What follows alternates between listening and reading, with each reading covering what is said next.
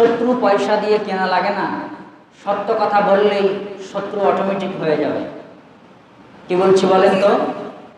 আপনি যদি সঠিক কথা বলেন তাহলে আপনার শত্রু হয়ে যাবে। শত্রু টাকা দিয়ে ক্রয় করা লাগে না, সঠিক কথা বললেই শত্রু অটোমেটিক তৈরি হয়ে যায়। আমাদের শরীরে যে পোশাকটি ব্যবহার করি সেই পোশাকে যদি কোনো সমস্যা থাকে সেটিও কিন্তু আমরা সমস্যার সমাধান করার চেষ্টা করি। রাস্তাঘাট ভেঙে গেলে মেরামত করে চলাচলের সুন্দর একটা ব্যবস্থা তৈরি করি।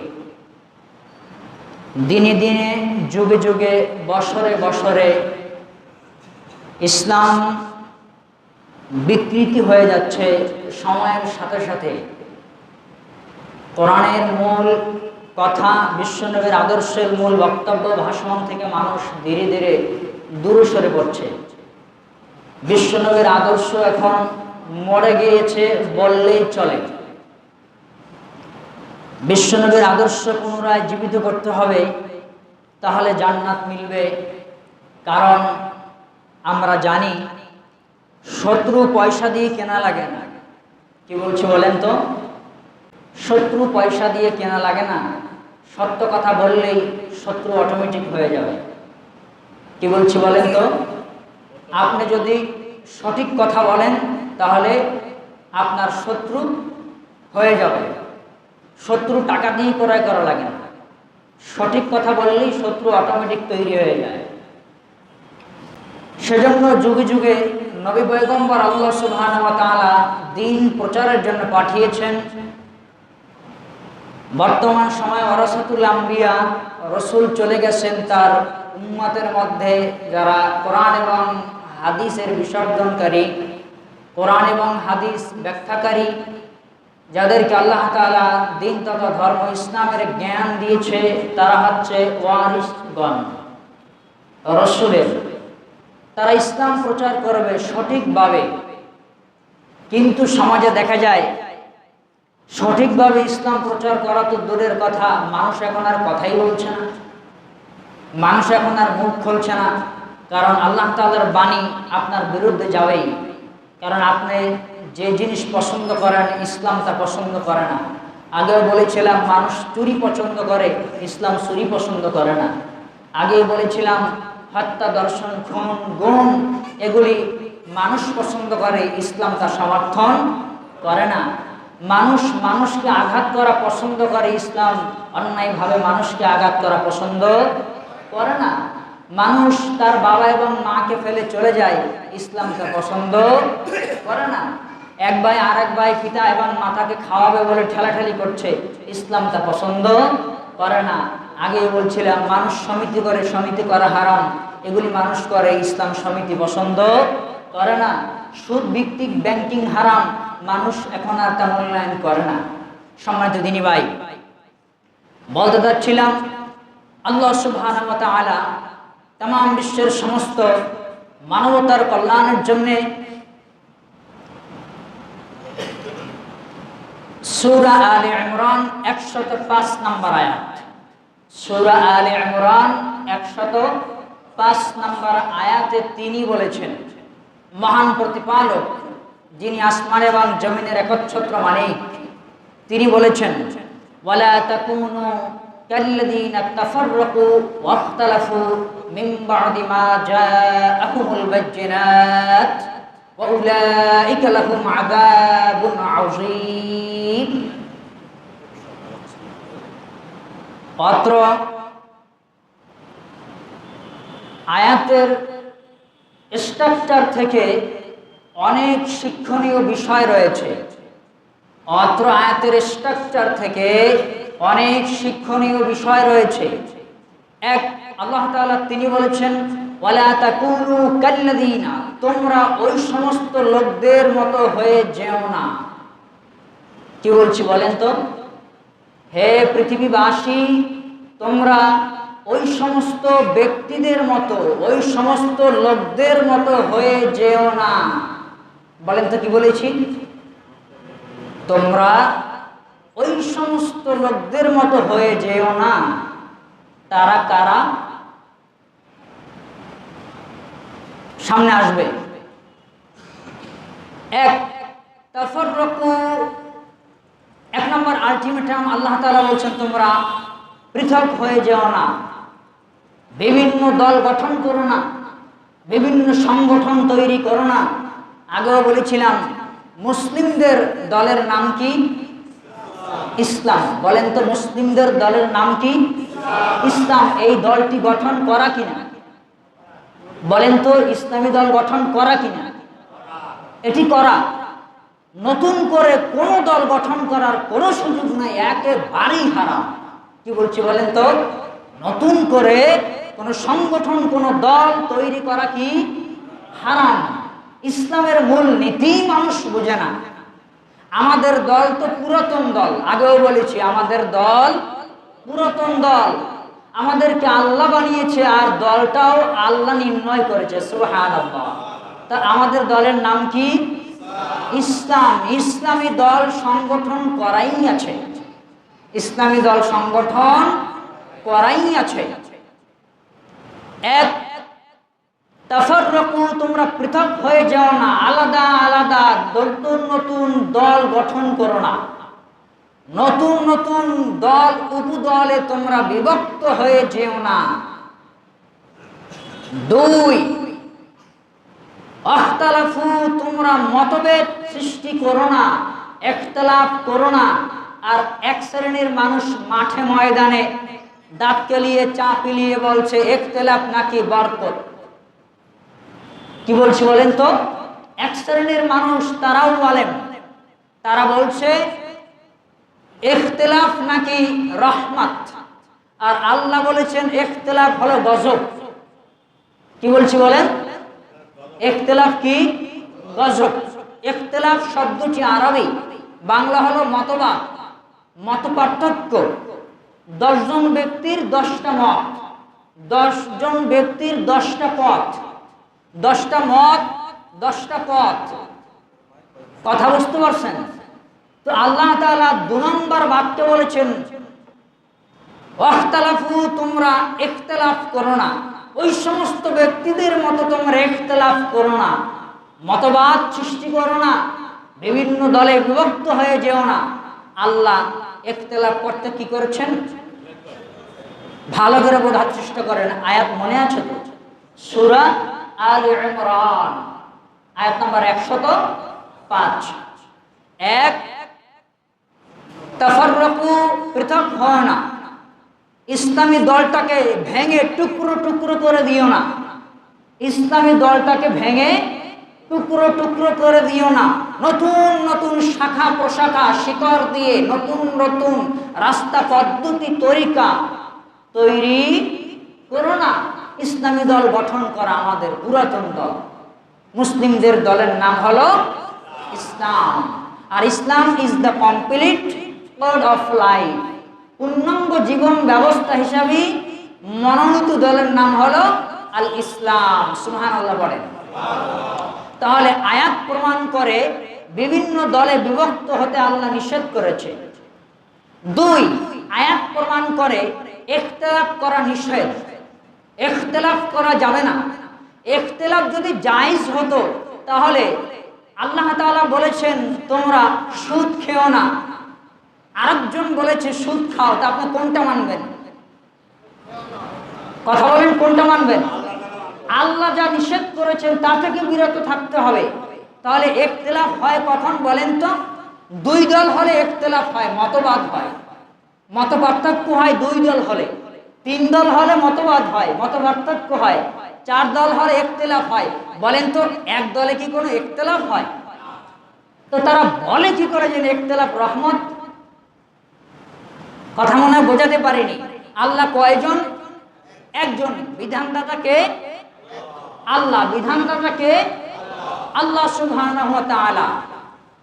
তো তাহলে আল্লাহ যেহেতু একজন, আমাদের শেষ নবী কয়জন? একজন। তা ইখতিলাফ পেলেন কোথায়?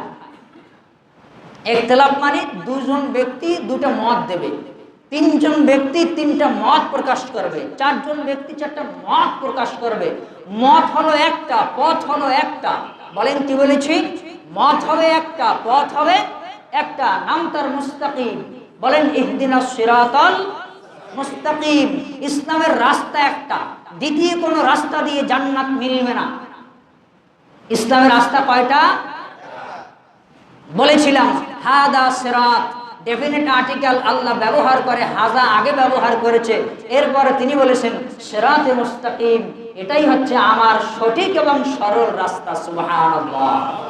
তাহলে ইসলাম একটা। ইসলাম কয়টা? একটা। মুসলিমদের মনোনীত ধর্মের নাম হলো ইসলাম, দলের নাম হলো ইসলাম। আল্লাহ সুবহানাহু ওয়া তাআলা এই আয়াতে ৩ নম্বরে তিনি বলেছেন মিন বাদি মা জাআহুমুল বাইয়িনাত। বলেন আল্লাহু আকবার। মিন বাদি, এর পরেও, মা জাআহুমুল,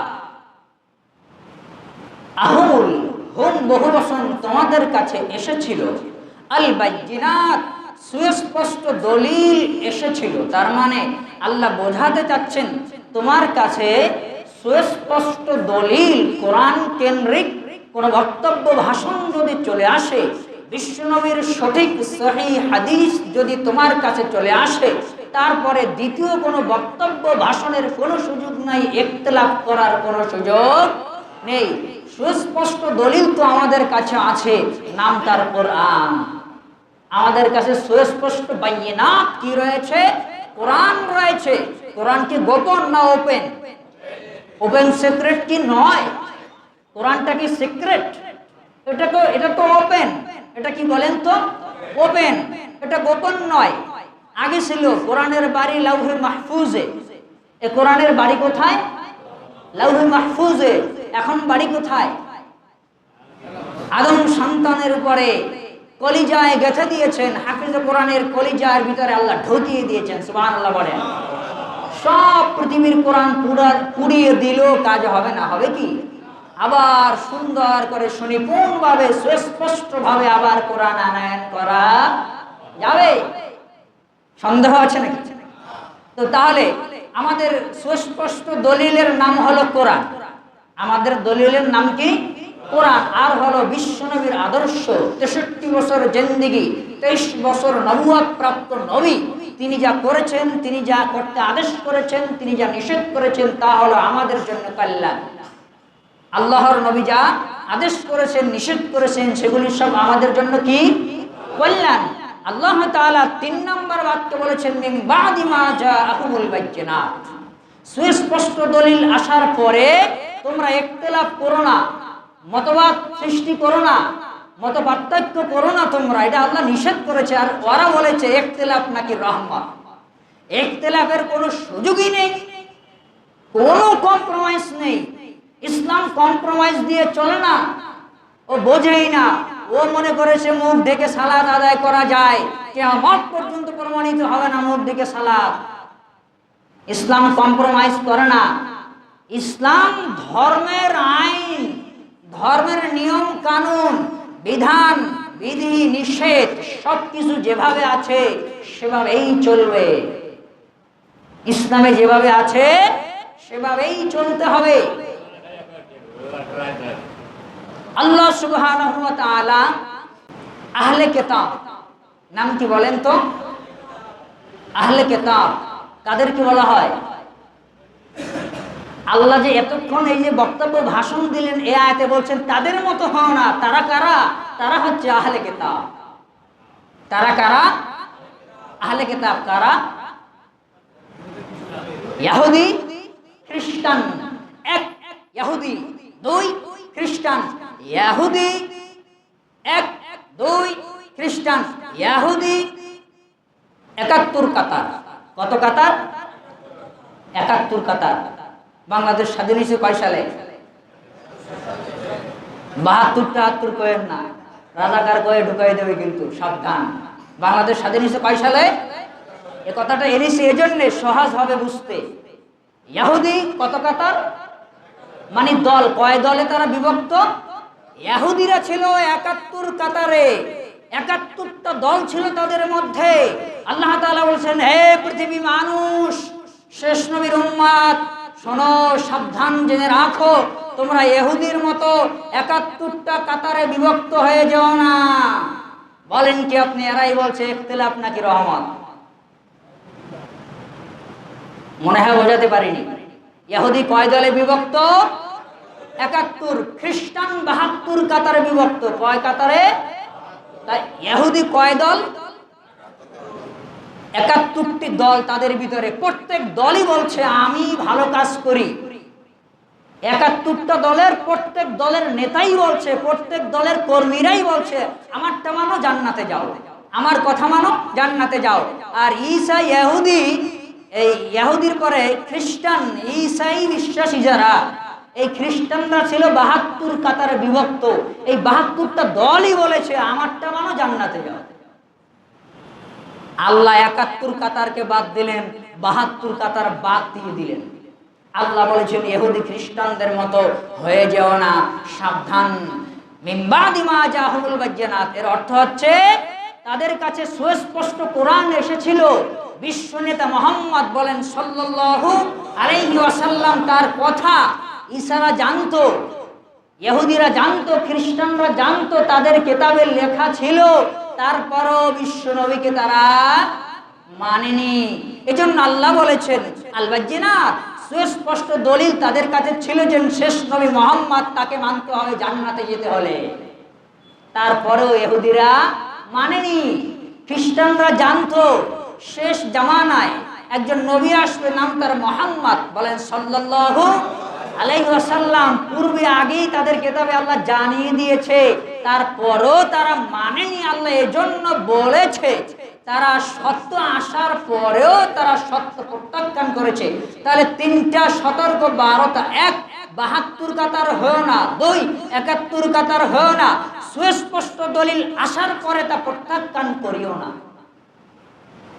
যদি কেউ সুস্পষ্ট দলিল আসার পরেও প্রত্যাখ্যান করে, বিভিন্ন দলে মানুষ যদি বিভক্ত হয়, বিভিন্ন ফেরকায় যদি মানুষ চলে, দল আর দল, পথ আর পথ, মত আর মত, সবাই বলছে আমারটা মানো জান্নাতি হবে। কেউ বলছে আমার মুরিদ হলে জান্নাতে যাবে, কেউ বলছে আমার কাছে আসতে পরি দেখা যাবে কি করা যায়। মানে অলৌকিক কত কথাবার্তা। কেউ এখানে বসে মেয়েরিকে ঘুরে আসছে, এখানে বসে মেয়েরিকে ঘুরে আসছে, কোথায় কি হচ্ছে সব দেখছে। কেউ যায় নামাজে বসে একেবারে ১ মিনিটের ভিতরে পৃথিবী ভ্রমণ করে এসেছে, এমন গল্প কাহিনী বক্তারা বলে। সাবধান হতে হবে। এরা মানুষকে হাসায়, ঠাট্টা করে, বিদ্রুপ করে, ধর্মকে নিয়ে তারা তামাশা করে। এর কোনো সুযোগ ইসলামে নেই, এর কোনো পারমিট ইসলামে নেই, এপ্রুভ হবে না কোনোদিন। সম্মানিত দিনী ভাই, আল্লাহ তাআলা ৪ নম্বর বাক্যে এই আয়াতের এই জুমলাতে তিনি বলেছেন উলাইকা লাহুম আযাবুন আযীম। বলেন আল্লাহু আকবার। আল্লাহ মহান, আমরা খুশি হয়েছি। আল্লাহ বলেছে ৭১ কাতার যারা করবে তারা হলো উলাইকা, ওরাই তো তারা। এই যে ওরাই তারা যারা ৭১ কাতার, উলাইকা এরাই তারা যারা ৭২ কাতার, এরাই তারা যারা ৭৩ কাতার, এরাই তারা যারা ২ কাতার, ৩ কাতার, ৪ কাতার, ৫ কাতার, ৬ কাতার, ৭ কাতার, কাতার আর কাতার। উলাইকা এরাই তো তারা। লাহুম, তাহাদের জন্য রয়েছে আযাব, লাঞ্ছনাদায়ক শাস্তি, আযীম, কঠিন শাস্তি। তারা জাহান্নামে যাবে। কে ঠেকাবে? ৭২ কাতার জাহান্নামে যাবে, ৭১ কাতার জাহান্নামে যাবে, ১ কাতার জান্নাতে যাবে, ২ কাতার জাহান্নামে যাবে, ৩ কাতার, ৪ কাতার, ৫ কাতার, যত কাতার আছে সব কাতার জাহান্নামে যাবে। বলছি কি বলেন তো, ২ কাতার থেকে, ২ নম্বর কাতার থেকে স্টার্ট হয়েছে। ২ নম্বর কাতার জাহান্নামে যাবে, ৩ নম্বর কাতার জাহান্নামে যাবে, ৪ নম্বর কাতার জাহান্নামে যাবে, ৫ নম্বর কাতার জাহান্নামে যাবে। এমনি করে যত দল দুনিয়াতে আসবে, যত পথ ইখতিলাফ থাকবে, এরা সবাই নাকি জাহান্নামে যাবে, আমার আল্লাহ কোরআনে বলেছেন। তাহলে সবাই কি জাহান্নামে যাবে? না, সবাই জাহান্নামে যাবে না। সম্মানিত দিনী ভাই, চলুন সামনে বাড়াই কোরআনের ব্যাখ্যায়। মহামানব, শ্রেষ্ঠ নায়ক, সর্বকালের সর্বযুগের, তার নাম হচ্ছে মুহাম্মদ সাল্লাল্লাহু আলাইহি ওয়াসাল্লাম। আবু দাউদের বর্ণনা ৪৫৯৭। মুআবিয়া ইবনে সুফিয়ান, মুআবিয়া রাদিয়াল্লাহু তাআলা আনহু তিনি বলেন, হাদিস তার থেকে বর্ণিত, তিনি বলেন আন্নাহু কামা ফিনা ফাকাল, তিনি দাঁড়িয়ে ভাষণ দিচ্ছেন, আলা ইন্না রাসূলুল্লাহি সাল্লাল্লাহু আলাইহি ওয়াসাল্লাম কাম ফিনা ফাকাল। মুআবিয়া রাদিয়াল্লাহু তাআলা আনহু দাঁড়িয়ে বলছেন, আল্লাহর নবী আমাদের সামনে দাঁড়িয়ে খুতবা দিচ্ছেন, তিনি ভাষণ দিচ্ছিলেন, আমরা উপস্থিত ছিলাম। আল্লাহর নবী খুতবা দিচ্ছিলেন, ভাষণ দিচ্ছিলেন, আমাদের কাছে আমরা উপস্থিত ছিলাম। আলা ইন্না মান ক্বাবলাকুম মিন আহলিল কিতাব, বলেন আল্লাহু আকবার, ইফতারাকু, ইহুদি খ্রিস্টানরা বিভিন্ন দলে বিভক্ত ছিল, সিনতাইনি ওয়া সাবঈন, ৭১ আর ৭২। আল্লাহর নবী ভাষণ দিতে গিয়ে তিনি বলছেন কি, আহলে কিতাব ইহুদি এবং খ্রিস্টানরা ৭১ কাতারে ছিল, ৭২ কাতারে ছিল। এক নাম্বার দাঁড়িয়ে তিনি বলছেন ইহুদি খ্রিস্টানরা ৭১ কাতারে ছিল, ৭২ কাতারে ছিল। তার মানে ইহুদি ৭১ আর খ্রিস্টান ৭২। তাহলে ৭১ আর ৭২ পেলাম। এটা আল্লাহর নবী বলছেন। মিল্লাত মানে তার কম গোত্রের ভিতরে তারা বিভিন্ন দলে মানুষ বিভক্ত ছিল। সবাই বলে এটাই নাকি ভালো। কেউ কোরআনকে মূল্যায়ন করলো না, কেউ বিশ্বনবীর আদর্শকে মূল্যায়ন করলো না। বিভিন্ন দলে মানুষ, বিভিন্ন ফিরকায় তারা বিভক্ত হয়ে গেল। ওয়া ইন্না হাযিহিল মিল্লাহ সাতাফতারিকু আলা ৭৩ অদূর ভবিষ্যতে আমার উম্মত ৭৩টি দলে বিভক্ত হবে। আল্লাহর নবী ভাষণ দিচ্ছেন। এক নম্বরে তিনি বলছেন আহলে কিতাব ইহুদি খ্রিস্টানরা তারা ৭১ এবং ৭২ কাতারে বিভক্ত ছিল, বিভিন্ন দলে তারা বিভক্ত ছিল। আর আমার উম্মত অদূর ভবিষ্যতে, লক্ষ্য করুন, অদূর ভবিষ্যতে আমার উম্মত ৭৩ দলে মানুষ বিভক্ত হবে। আর সবাই নাকি জান্নাতে, ওরা মনে করে আমারটা মানুষ জান্নাতে যাবে। তাহলে শেষ জামানার নবীর উম্মতেরা কয় দলে বিভক্ত হবে? কথা বলেন, কয় দলে? ৭৩ দলে বিভক্ত হবে। কখন? অদূর ভবিষ্যতে। তার মানে রসুলের ওফাতের পরে নয়, রসুলের ইন্তেকালের পরে কোনো দল আমরা পাইনি। বলেন তো ওমরের দলের নাম কি? আলাদা কোনো নাম আছে তার? কোন সংগঠন আছে তার? একটা সংগঠন দেখা না। আবু বকরের সংগঠনের নাম কি? আলীর সংগঠনের নাম কি? বিবির কাছে 4টা কোশ্চেন রাখলাম। পৃথিবীতে শ্রেষ্ঠ 4 জন খলিফা আবু বকর, ওমর, ওসমান, আলী। 4 জন বিশিষ্ট খলিফার ব্যক্তিগত দলের নাম কি? আপনার ব্যক্তিগত দলের নাম কি? তাহলে টুপি আলাদা কেন? আপনার জুব্বা আলাদা কেন? আপনার তাসবিহ আলাদা কেন? আপনার জিকির আলাদা কেন? আপনার আকীদা আলাদা কেন? জবাব দেন। ইসলামী যদি হয় তাহলে তো দ্বন্দ্ব থাকার কথা না। কোরআন নিয়ে কোনো ইখতিলাফ নেই, মতপার্থক্য নেই, আছে কি? মানুষের টুপি আলাদা হলো কেন? জুব্বা আলাদা হলো কেন? বক্তব্য আলাদা হলো কেন? মানুষের আকীদা আলাদা হলো কেন? আল্লাহ তাআলার কাছে জবাব দিতে হবে না? কথা বলেন, দিতে হবে না? ব্যক্তিগত দল গঠন করলেন কেন আপনি? আমাদের দল তো গঠন করা, নাম তার ইসলাম। বলেন তো, নাম তার। এজন্য আমি বলি আমি একটা দল করি, জানেন তো সবাই? কি দল করি বলেন তো? বলেন সবাই, আমি কি দল করি? ইসলামের দল করি। যেই দলটাকে চালায় কে? আল্লাহ। যে দলটা চালায় কে? আল্লাহ। কোরআন দিয়ে রেফারেন্স দিয়েছিলাম গত জুম্মাতে, মনে হয়, মনে আছে না? আমি একটা দল করি যেই দলের কোনো ব্যক্তির হাত নাই, হাত আছে একজনের, নাম তার আল্লাহ সুবহানাহু ওয়া তাআলা। তার দলের লা মুবাদদিলা লিকালিমাতি, আল্লাহ যেভাবে বলেছেন সেভাবে আছে, বাদদিল কোনো পরিবর্তন হবে না। লা নাফিজেন্স, আল্লাহ তাআলা একটা জেন্স ব্যবহার করেছে, কোনোদিন হবে না। সুবহানাল্লাহ বলেন। এই উম্মত ৭৩ দলে বিভক্ত হবে। কয় দলে বিভক্ত হবে? ৭৩ দলে এই উম্মত বিভক্ত হবে। সিনতানি ওয়া সাবউনা ফিন্নার, আল্লাহর নবী তিনি বললেন এই উম্মতের ৭৩ দলের ৭২ দল সবাই জাহান্নামে যাবে। কি বলছি বলেন তো? সিনতানি ওয়া সাবউনা ফিন্নার, ৭৩ দলের কত দল জাহান্নামে যাবে? পুরে বাবা, হওয়া উচিত ছিল ৭২ কাতার জান্নাতে যাবে, একটা কাতার জাহান্নামে যাবে। বাংলাদেশে শতকরা প্রায় ৯৬% মুসলমান। ১০০ জনের মধ্যে ৯৬ জন মুসলিম। মসজিদে কয়জন লোক আসে বলেন তো দেখি? বাংলাদেশ বলল ইসলামী দেশ, মুসলিমদের দেশ, কারণ সংখ্যাগরিষ্ঠতাই বেশি। কথা বুঝতে পারলেন? তাহলে মুসলিম হওয়া সহজ, ইমানদার হওয়া কঠিন। বলেন তো কি বলেছি? মুসলিম হওয়া সহজ, ইমানদার হওয়া কঠিন। মুনাফিক হওয়া সহজ, পাক্কা মুমিন হওয়া কঠিন। মুমিন হওয়া কি কঠিন, মুনাফিক হওয়া যায়। সত্য কথা বলা কঠিন, মিথ্যা কথা বলা সহজ, বলা যায়। সত্য কথা বললে অধিকাংশ মানুষ খুশি হবে না, মিথ্যা বললে অন্তত আপনার শত্রু কেউ হবে না। মিথ্যা বললে অন্তত শত্রু কেউ হবে না। এক শ্রেণীর মানুষ খুশি হবে, আর এক শ্রেণীর মানুষ কেটে পড়বে। কথা বুঝতে পারলেন? কিন্তু সত্য যখনই আপনি বলবেন, তখন বামপন্থী আর রামপন্থী, ডানের দল আর বামের দল এলা চেপে বসবে আপনার মাথার উপরে এসে। বলেছিলাম না, ডানপন্থীরাও জাহান্নামে যাবে, বামপন্থীরাও জাহান্নামে যাবে। একটা দল জান্নাতে যাবে, সেই দলের নাম কি?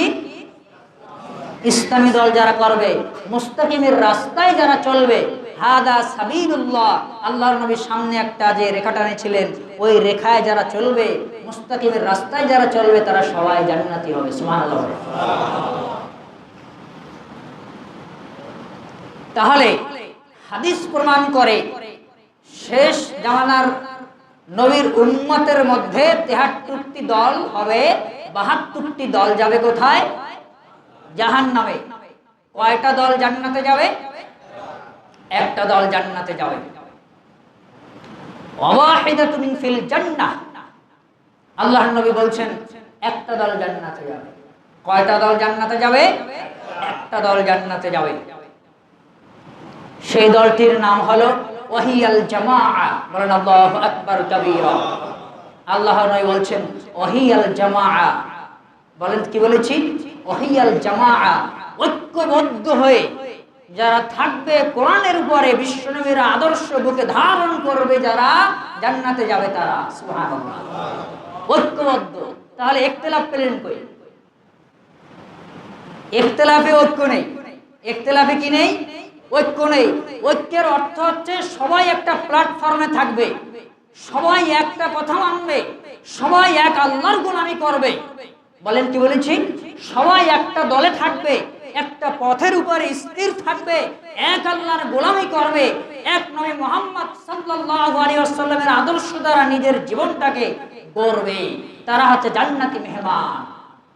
আল্লাহর নবী বলছেন ওয়াহিয়াল জামাআ, ঐক্যবদ্ধ হয়ে যারা কোরআন এবং হাদিসগুলোকে ধারণ করে থাকবে, তারাই হচ্ছে জান্নাতি মেহমান। সুবহানাল্লাহ।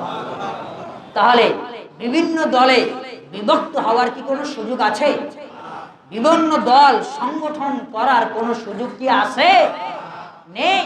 আমাদের দলের নাম কি? এই ইসলামী দলটা কে গঠন করেছে?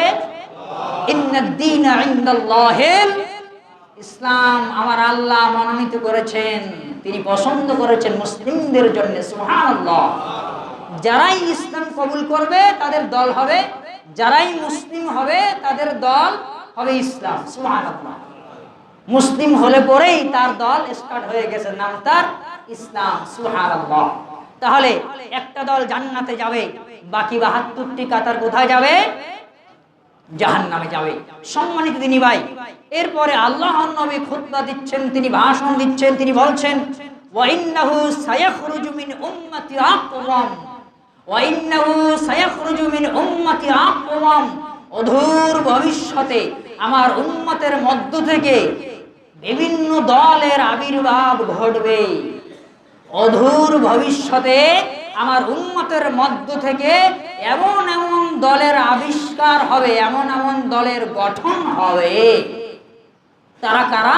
তাজারহুম তিলকাল আহওয়াম। সেই যে দলটা নতুন আসবে, সেই দলের অবস্থা এমন হবে যে, ওই দলের অবস্থা এমন হবে যে তাদের সর্বশরীর বিদআত দিয়ে, প্রবৃত্তি দিয়ে সমস্ত শরীর ঢেকে আচ্ছাদন করেছে। মুখ থেকে যা বলে তা বেদাত, তাকবীর দেয় বেদাত, যা বলে বেদাত, যা করে বেদাত, সর্বশরীর প্রবৃত্তি দিয়ে, সর্বশরীর প্রবৃত্তি দিয়ে ছেয়ে ঢেকে ভরপুর হয়ে যাবে। সমস্ত এখন তাই চলে। আল্লাহর নবী বলেছেন অদূর ভবিষ্যতে কিছু কিছু দলের আবির্ভাব ঘটবে, তাদের সর্বশরীর বেদাত দিয়ে পরিপূর্ণ থাকবে। এটা মুহাম্মদ সাল্লাল্লাহু আলাইহি সাল্লাম ১৫০০ বছর আগে বলেছে। খেয়াল খুশি একজন ব্যক্তি নিজের কাছে ভালো লেগেছে তাই এখন আমল করা শুরু করেছে। আহওয়ান শব্দটি ব্যবহার করেছে আল্লাহর নবী। তার মানে খেয়াল খুশিকে প্রাধান্য দেয়, বিদআতকে আশ্রয় দেয়। যা ইসলামে নেই, যা ধর্মে নেই, যা কোরআনে নেই, যা বিশ্বনবীর আদর্শে খুঁজে পাওয়া যায় না, এমন কার্যকলাপ, এমন আকীদা, এমন বিদআত তারা করবে যা ধর্মে নেই। বিদআত মানে নতুন আবিষ্কার করে যা আমল করে তা। এটা মুহাম্মদ সাল্লাল্লাহু আলাইহি সাল্লাম তিনি বলেছেন, কামা তিজারাতাল কলব লিসাহিবিহি। আল্লাহর নবী বলছেন ওই সমস্ত বিদআতকারীদের অবস্থা এমন, কামা তিজারাতাল কলব, পাগলা কুকুর যেমন মানুষকে কামড়ায়, পাগলা কুকুর মানুষকে যেমন কামড়ায়, জলাতঙ্ক রোগীর সর্বশরীর আচ্ছাদন হয়ে যায়, তাদের অবস্থা এমন। বলেন তো আল্লাহর নবী কি বলেছে? বিদআতকারীদের অবস্থা হবে এমন, পাগলা কুকুর কামড়ালে জলাতঙ্ক রোগীর সর্বশরীর কি হয়েছে? ছেয়ে ভরপুর হয়ে গেছে। জলাতঙ্ক রোগ কাকে বলে? বলেন। আল্লাহর নবী বলেছেন জলাতঙ্ক রোগ। পাগলা কুকুর যেমন কামড়ায়, বিদআতকারীরা এমনি করে বিদআত করবে, ঠেকাবে। জলাতঙ্ক রোগ 93 অর্থাৎ 93% ঘটিত হয়, আবিষ্কার হয় কুকুর থেকে। কি বলছি বলেন তো? জলাতঙ্ক রোগটা 93% কোথা থেকে আসে? কুকুরের লালা থেকে। পাগলা কুকুর, পাগলা কুকুর মানুষকে কামড়ালে তাকে বাঁচানো যায় না গো। আল্লাহ নবী এই কথাই তিনি বলেছেন। আর বাকি 7% জলাতঙ্ক রোগ ছড়ায় বিড়াল থেকে। কি থেকে বলেন তো? বিড়াল থেকে। বিড়ালের যে মুখের লালা আছে, মাঝে মাঝে কামড়ায়, ওটা একটা তেমন ধর্তব্য নয়, তবে পাগলা কুকুর কামড়ালে মস্তিষ্কে এফেক্ট হয়, বাঁচানো মুশকিল হয়, বাঁচবে না এটাই চূড়ান্ত। যদি আল্লাহ বাঁচায় তাহলে বাঁচতে পারে। সম্মানিত দিনী ভাই, বলতে চাচ্ছিলাম বেদাতকারীরা এতই খারাপ, এতই নোংরা, বেদাতকারীরা এতই ভয়ানক, তাদের শরীরের রক্তে চলে গেছে বেদাত। আল্লাহ নবী বোঝাতে যাচ্ছেন যারা বেদাত করছে তাদের শরীরের শিরায় শিরায় বেদাত ঢুকে গেছে, তাদের উপশিরায় মহাশিরায় রক্তে তার গোশের মধ্যে প্রবেশ করেছে বিদআত। আর বিদআত যা বলে, যা করে, যা বুদ্ধিবিদ্যা যা কিছু আছে সবই নাকি বিদআত। ওকে জলাতঙ্ক রোগে আক্রমণ করেছে। বেদাত এত ভয়াবহ, এত খারাপ, এত নিন্দনীয়। সম্মানিত দিনী ভাই, বলতে যাচ্ছিলাম বেদাত থেকে সাবধান হতে হবে। আমল যতটুকুন করেন ততটুকুন সুন্দর হতে হবে। কি বলছি বলেন তো? আমল হোক অল্প, তা হতে হবে কোরআন কেন্দ্রিক, বিশ্বনবীর আদর্শ কেন্দ্রিক। এত বলি নাওয়াইতুন পড়েন না, এর বড় নাওয়াইতুন বলে এলা জলাতঙ্ক রোগীর আক্রান্ত, রোগাক্রান্ত, ভারাক্রান্তের রোগী তারা। নাওয়াইতুয়ান পরে যারা, তারা জলাক্রান্ত রোগে আক্রান্ত, তারা ইন্নি ওয়াজ্জাহাতু পরে যারা, তারা জলাক্রান্ত রোগে আক্রান্ত, তারা যারা দাঁড়িয়ে বলছে অমুক অমুক অমুক ইমামের পিছনে আল্লাহু আকবার, এরা জলাতঙ্ক রোগীতে আক্রান্ত, তারা জাহান্নামে যাবে, কেউ ঠেকাতে পারবে না, তাদেরকে পথ কেউ দেখাতে পারবে না, কোনোদিন তা প্রমাণিত হবে না। সম্মানিত দিনী ভাই, সালাত শুরু হয় আল্লাহু আকবার দিয়ে। সালাত শুরু হয় কি দিয়ে? আল্লাহ তাআলার মহত্ব বড়ত্ব ঘোষণা দিয়ে, তাকবীর ধ্বনি দিয়ে সালাত শুরু হয়। সুবহানাল্লাহ। এখানে ইন্নি ওয়াজ্জাহাতুর কোনো সুযোগ নেই, জায়নামাজের দোয়ার কোনো সুযোগ নেই।